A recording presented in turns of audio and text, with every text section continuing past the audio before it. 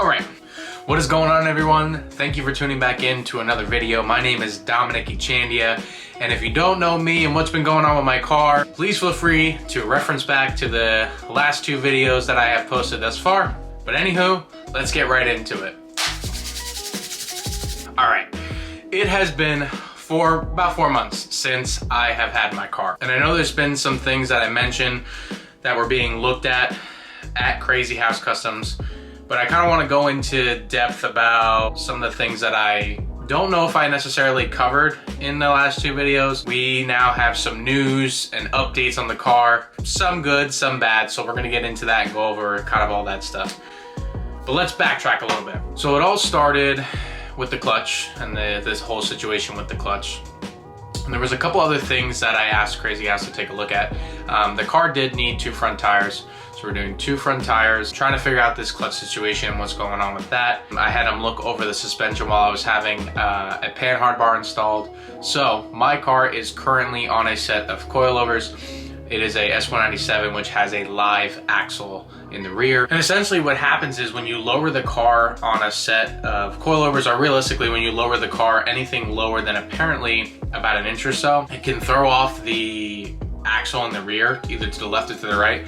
I was fortunate enough that running it for so long, I had 285s in the rear originally, and it actually was almost perfectly centered. I got the car aligned and they said everything looked good.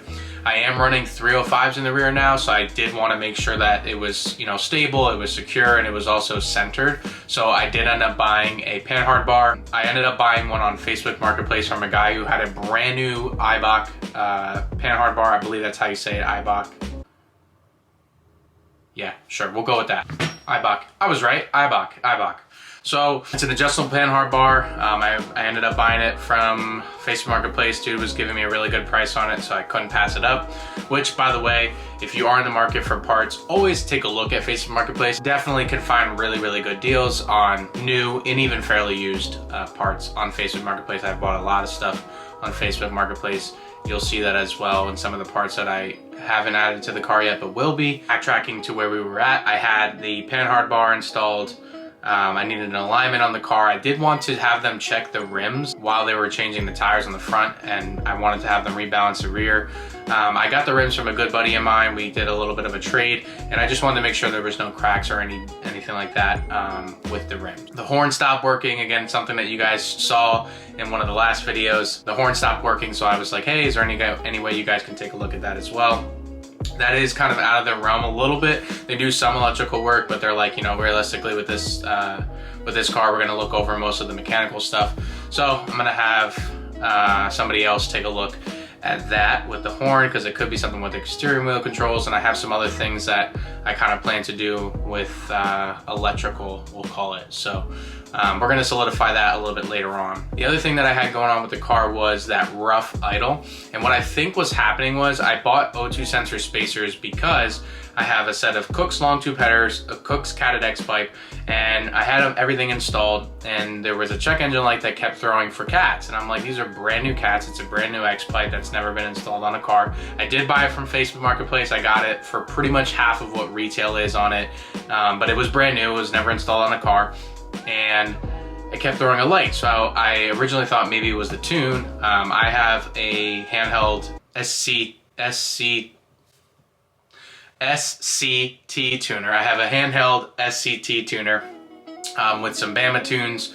I know a lot of people are kind of weary about it, but the Free Tunes for Life was for somebody like myself, where I was consistently adding mods here and there. So I went with Bama, and the tuner said that it is not related to the tune and that they cannot override it. So I was reading online and saw that the O2 sensor, because of the high flow cat, from what I read, is too close or too much into the pipe. And so the spacers are supposed to allow some of that like breathing room where it can read differently. So there's primary O2 sensors, like front O2 sensors and rear O2 sensors. I thought you needed it for both, so I bought it for both.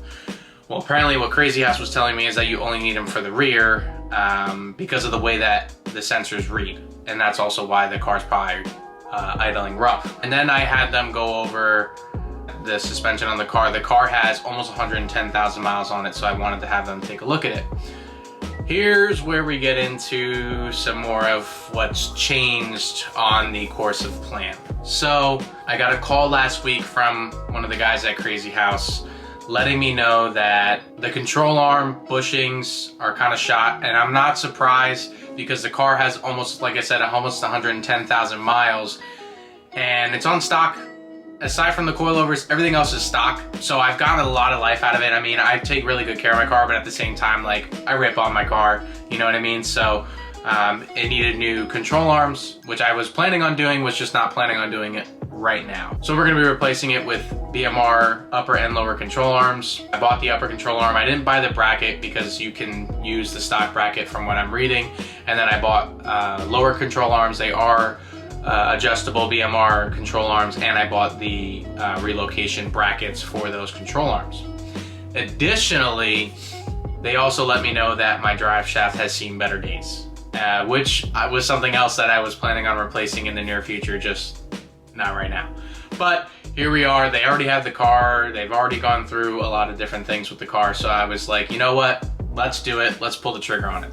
On top of doing the upper and lower control arm, we will also be doing a Ford Performance one-piece aluminum drive shaft, which honestly I am so excited for, because the two-piece drive shaft, for one, is more moving parts, and two, weighs a lot more than an aluminum drive shaft. I'll probably lose about 20 to 30 pounds off of the car. I did just take the spare tire out right before the car canned it, and I had to get the clutch replaced.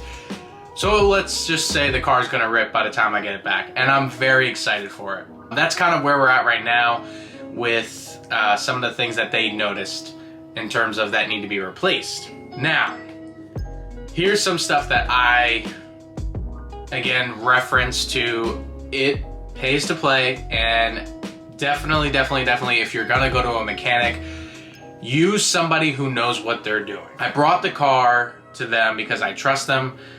They do fantastic work, and they know what they're doing. Previously, I brought the car to a family mechanic who, let's just say, doesn't, and this is showing in their work. Not only did it show it in their attitudes when you go there, but now it's showing in their work. They seem to rush through their projects. They seem to not be as thorough. And while Crazy House had my transmission apart, making sure that everything in the clutch was installed properly, they noticed that there was multiple bolts in my transmission, or holding the transmission, that were loose, which is scary. I mean, although I'm sure the ones that were still tightened probably would have kept it in place, it is slightly nerve-wracking to know that somebody would do something like that. You're paying good money to have all this stuff done to your car, and you find this out. It is disappointing and it sucks, but I'm glad I brought it to Crazy House, before I put miles on the car and, broke something else, right?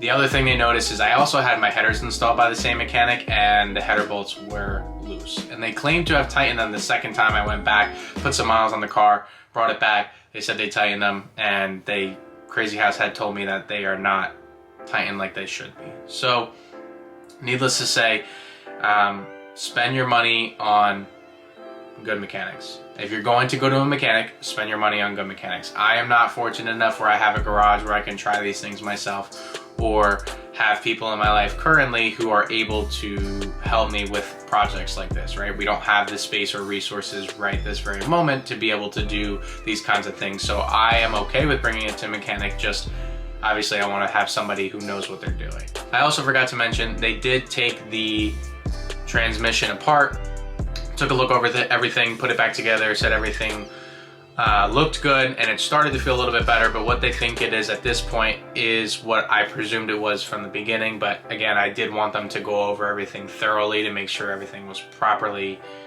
installed. What they think it is the clutch pedal spring, and not just the spring itself, but the entire assembly. So Steeda sells the entire assembly, which I ordered, sent over to them, and they're going to be replacing. I really hope that this is the issue, and I hope that the master cylinder is not ruined, because they did say that there's a possibility that the master cylinder may be shot from going through what it's been going through and, you know, trying to get the car into gear and stuff. So I really hope it's not shot. I hope that this is going to solve our problem and that we can get the car back on the road sooner rather than later. It is going to get back on the road no matter what. I just hope that it doesn't keep putting a dent in my pocket. But yes, we are going to be, at this point, just to kind of sum everything up, they are going to replace the clutch, pedal, spring, and the assembly itself. We're going to be replacing the drive shaft with a nice one-piece drive shaft. We're going to be replacing the upper and lower control arms. So at this point, the car will be on coilovers with a set of upper and lower control arms and a new Panhard bar. And I also ordered new rotors for the front. I was able to get a set of Brembos put on the car. Originally, the car didn't have Brembos. I found them on Facebook Marketplace from a guy who has a 11 or 12 Shelby, put about 10,000 miles on it. It was mostly his race car, and needed to do an upgrade. So the Brembos themselves were in really good condition. The pads and rotors did need to be replaced. I replaced the pads, but the rotors still had some life in them. But Crazy House said, hey, listen, man, you're probably better off just replacing these two, and they're fairly inexpensive, so I ordered those as well. And that's kind of everything that we're doing to the car right now. That's what's going on. I just want to get the car up and running. I'm really, really hoping in the next week or two that I can make another video of the car back and a little action of the car running at its best. So I'm very excited to get this car back with all this stuff that is being done to it and replaced. Shoot some videos of the car finally running, and that way, for those of you who don't know me and don't know what I've done to the car thus far, aside from what's mentioned, you know, in the video, I'm gonna do another video of everything that's been done to it recently and everything that's been done to it overall. And how the car is running. So stay tuned, there is more to come. I know that a lot of the videos I've been making recently are informational and just kind of updates on where the car is at, but it is a work in progress. Just be patient with me. I'm trying really hard to be patient. I miss my car so much, and today is the first beautiful day outside in the same New Jersey, and I really wish that I could go to the garage, you know, turn that key, hear that car rumble, roll the windows down, and take a cruise. And it's coming. We're getting one step closer to it, so stay tuned. There's gonna be plenty more content as soon as we actually get the car back and it starts getting nicer outside. That is all I have for today. Thank you again for tuning in to another video by yours truly. If you liked the video, please make sure you like, subscribe, comment, click that bell notification. That way you can get those notifications when your boy drops a video of him doing a fat burnout, because you know that's coming next. All right, I'll see you guys in the next one.